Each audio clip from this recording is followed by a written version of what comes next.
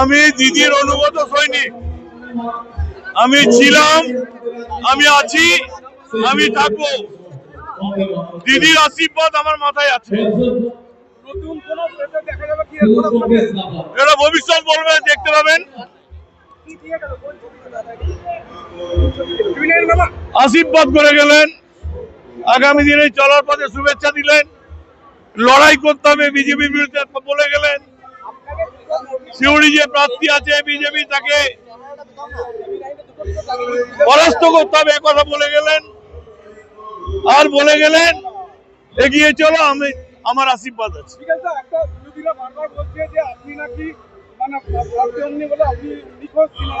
আমি হচ্ছে গ্রাসরুটের মানুষ।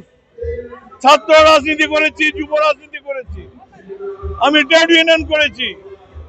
10 থেকে 12 বছর আমি ব্লকের সভাপতি ছিলাম। আমি আকাশ থেকে পড়ে এখানে রাজনীতি করতে আসিনি। অন্য কোন দল থেকে এসে সুসময়ে আমি কিন্তু তৃণমূল কংগ্রেসের যোগও দিই নাই।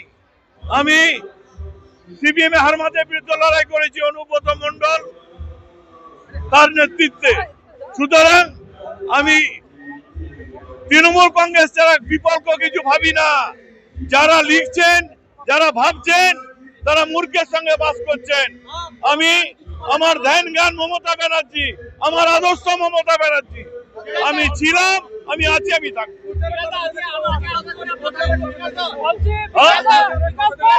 কোথায় আমি আছি কে বললে নেই, কে বললে নেই।